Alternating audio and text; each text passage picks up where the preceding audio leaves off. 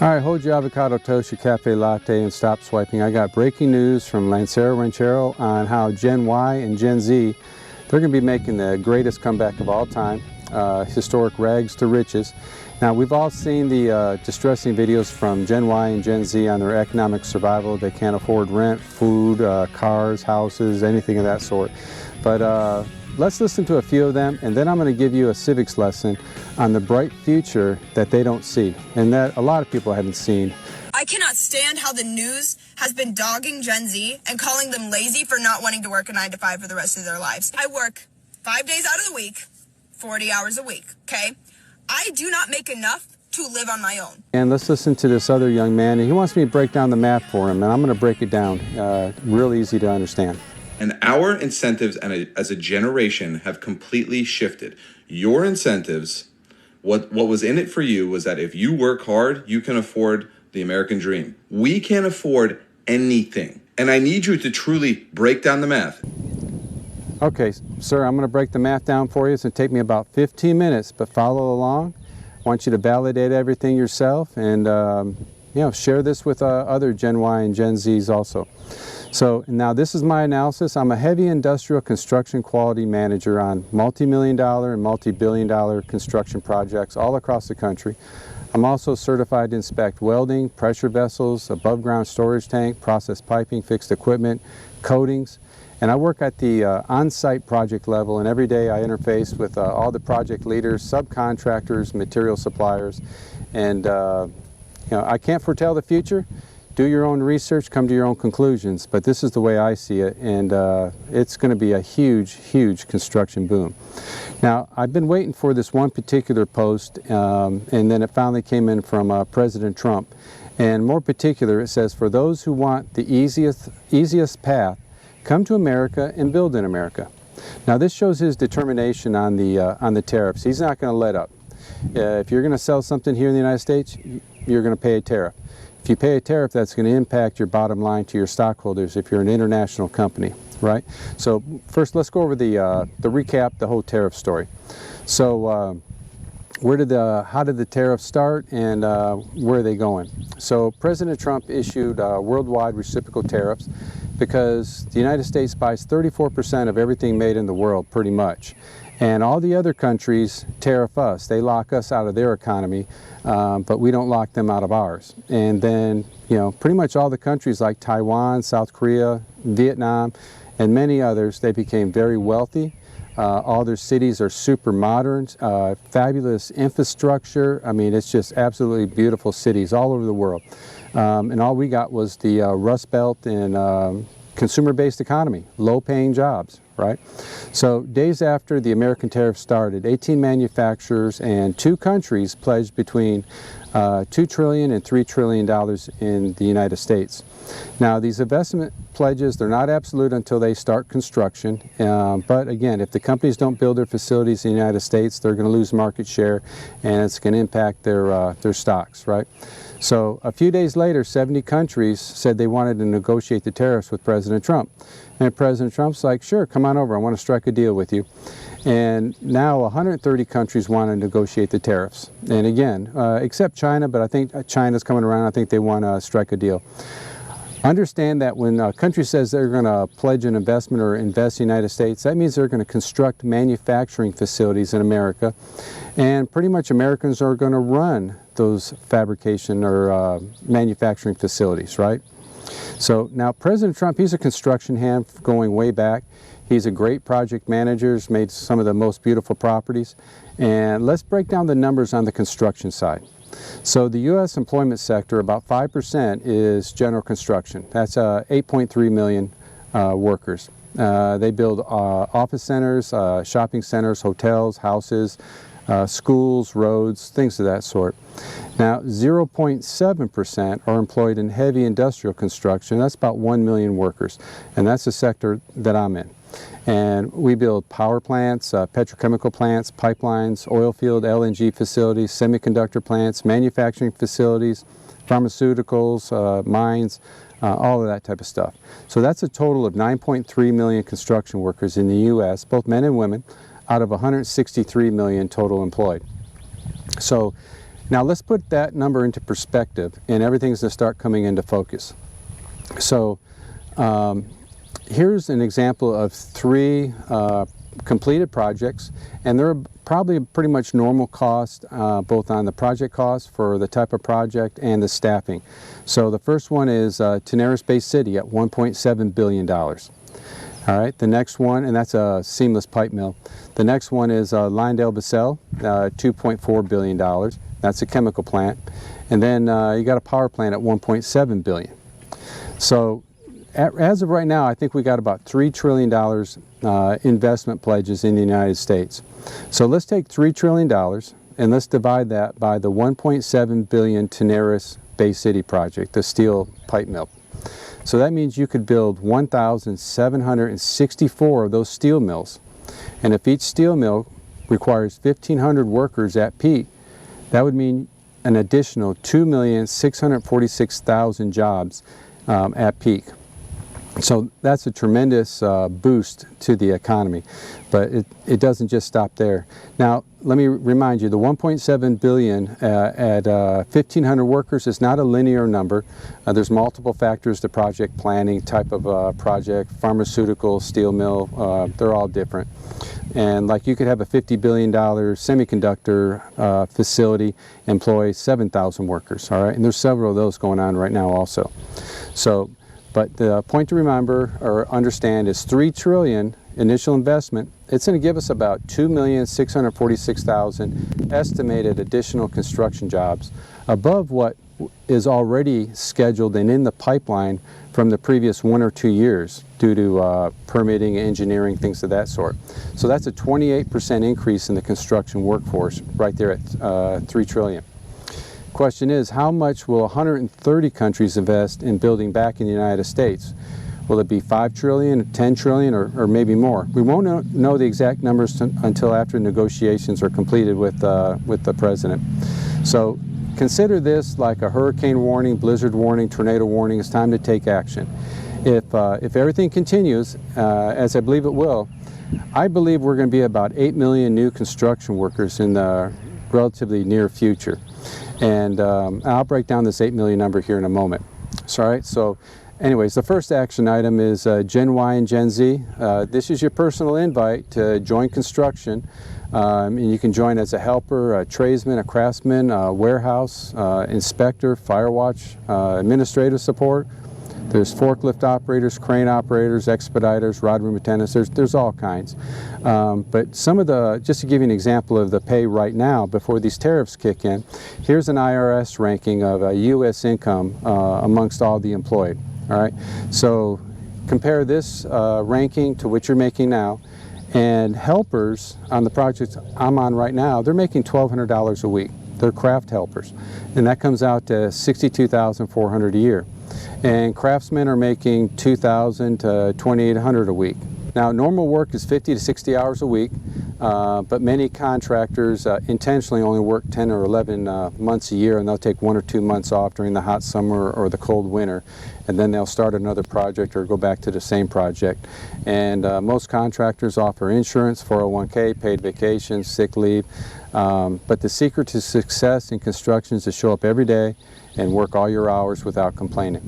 The new construction will start in about 6 to 12 months because these companies, mainly international companies, they need to purchase land, do geotechnical soil reports, civil engineering, mechanical engineering, permits, order materials, start getting fab shops for structural steel and piping systems, get them start working. So I look at everything to be really in full force and rolling in about 12 to 24 months. 6 to 12 months to start breaking ground, and then about 12 to 24 months, people's phones are really going to start blowing up. So now's the time to prepare for transitioning to, well, from a consumer-based economy to a manufacturer-based economy. Take a quick look at Newt Gingrich from April 24th on Hannity. I made a real short clip. There are things happening here at home that are amazing. If you were to look at the total number of investments that are being made here, it's astonishing. There are two major Swiss pharmaceutical companies that between them have announced $90 billion in investments in new factories in the U.S. Wow. That's just two companies. I think there are a dozen or more auto companies that have announced it. We're seeing the leading chip maker in the world has announced a huge investment. I think probably there are $7 or $8 trillion already committed to build things in America, and I think you're going to see a lot more in the next 6 months. And that's the kind of thing that people are going to, a year from now, people are going to be talking about the Trump boom as opposed to the nervousness that we're getting out of all the speculators right now. Okay, so Newt Gingrich, he's thinking $6 to $7 trillion total investment.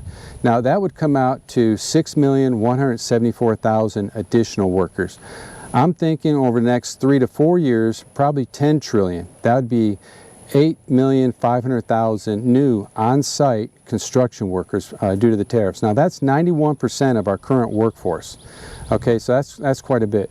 Now, in addition to, and again, these are all estimates, right? Best guess. But in addition to your on-site workers, there's a thing called a job multiplier. Takes into account construction machinery, everything that needs to be sent to site. The machinery, motors, pumps, fasteners, wire, steel and pipe fabricated items, flange and fitting manufacturers, transportation, utility workers, putting in pipelines, gas, water, sewer to the facilities. So these are the multipliers in addition to the actual on-site workers. So if you take the 8.5 million new on-site construction jobs, and let's say you use a 2 or 3x multiplier, that's going to put you at a total economic job growth between 20 to 28 million good paying jobs, both in construction and manufacturing, right? Then on top of that, you're going to have people running these manufacturing facilities, and those are going to be good jobs also. Now, I asked Grok, what is the job multiplier for a $1 billion job? And Grok put it down as a 10x multiplier. So Tenaris Bay City was a 1.7 billion job. They had 1,500 workers, but Grok is saying looks like about 11,700. So he's using a 10x. Now I'm trying to be a little conservative, but Grok's he's going up over the top there. So anyways, that would put us, if it is truly a 10x, and that would put us at 80,500,000 new jobs, and these are going to be all high-paying jobs. Now Gen Y, ages 29 to 44, there's 72 million of you. And Gen Z, over 18, there's 70 million of you. And start focusing on manufacturing-based economy.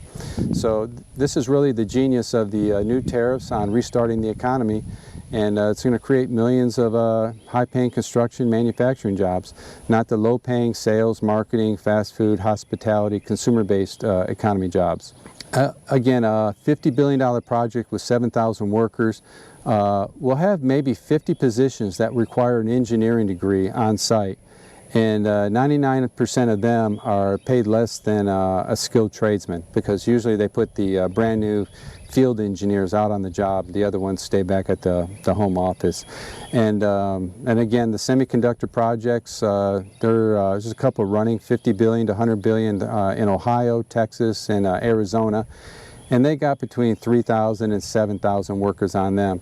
So as for the golden age, I mean, hey, let's face it, families are going to be able to live off of one paycheck again. They'll be able to buy a house, a car, take vacations, support a family, save for retirement. Interested in industrial construction?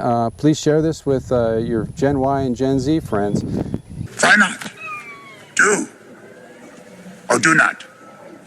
There is no try. Interested in construction here, I have a couple first day on-the-job tips. Your first day, you're going to have a safety orientation. That's your OSHA mandated safety training, fall protection, confined space, ladders, things like that, hole watch, or whatever it should be. Basically, don't do anything stupid. Go home safe. You got questions, always ask somebody. You'll have your drug screen on your first day. If you're on medication, bring your script. If you're on any illegal drugs, time to clean up right now. And you want that $50,000 to $80,000 job, it's time to clean up right now. Craftsmen, tradesmen, skilled tradesmen, they're making $100,000 easy. So now quality. Normally workers are sent directly from the safety training to the field foreman with no quality training. And this is wrong on so many different levels. President Trump, he even got quality training at McDonald's before he started in the French fry department, right? So now there's a quality standard called ISO 9001. It's the quality management system, and it requires competent, trained, and aware requirements for training for all the workers, right? So if you don't receive quality training on your first day, which probably you won't, ask for these documents from your foreman, read them at lunchtime, and pretty soon you'll be lead man or maybe in a foreman. First one is your craft-specific specifications, right? So these are project-specific acceptance criteria for the project you're on, not your last project, not how you did it at home, but on that particular project. And this covers all the applicable codes, standards, recommended practice, engineering notes, and it's consolidated down into about 10 to 50 pages of the most common things that you'll encounter during your scope of work, whether you're in piping, civil, rotating equipment, structural steel, whatever it is. And many times they'll have enhancements above and beyond what the minimum code requirements are. The next one is your inspection test plan, right? So this identifies everything that is going to get inspected, when it gets inspected, what are the acceptance criteria for the inspection, who's involved in the inspection, the client QA or the contractor QC, and how is it documented. So it's very important to be familiar with that. Next is your quality control check sheet. So this is your job hack, right? So whatever you're doing, ask the QC inspector when he walks by, hey, can you look at the QC check sheet? Look at it, you'll know exactly what he's going to look for and what the acceptance criteria is. And you know, I really encourage all project owners and contractors to always have at least a 1-hour quality training to counter any decline in worker productivity, lack of quality awareness for the specific job, or a thing called learned helplessness, and you can look that up later. Then also, usually I'll cover like AWSD 1.1, common plane welds with the welders, very few know what that is, as well as like the MSS, SP44, flange markings. A lot of pipe fitters don't know what those are. I just typically cover everything, the most common attributes. And then also the greatest minds in quality, Edward Deming, Joseph Durant, and Philip Crosby, they're very adamant on training workers before they go to the field so that you can build quality into the product instead of trying to inspect quality into the product. All right, so enough with quality. Next is your schedule. So you'll have a common program is called Primavera P6, and it's everything from the very start, mobilization of the project, to the very end, and it can be 300 to 500 pages long. But all that the field workers need is the 1 to 4 week look ahead. On smaller jobs, they'll just sort it out, that Primavera, to show 1 to 4 weeks, what's happening each week. But it really only shows the activity, the start and stop date. But more common on large projects, which I suspect we're going to be having coming up here real soon, they'll be using a modified 1 to 4 week look ahead. And this is Excel extracts from your Primavera P6 that I just talked about. It'll have your work packages, your QC check sheets, whether they're completed or not. Your work package will have your total allocated man hours, how many used, how many are remaining. Any non-conformance reports, any requests for informations, material receiving. Do you have all your material? You can't start a work package if you have material constraints. And so when the foreman tells you, hey, we got to get done by a certain day, it's because of the schedule. All right? All right, well, I hope you can now see what the future holds. And God bless America. God bless President Trump for what you're doing. And President Trump, you just keep doing what you got to do to make America great again. God bless you.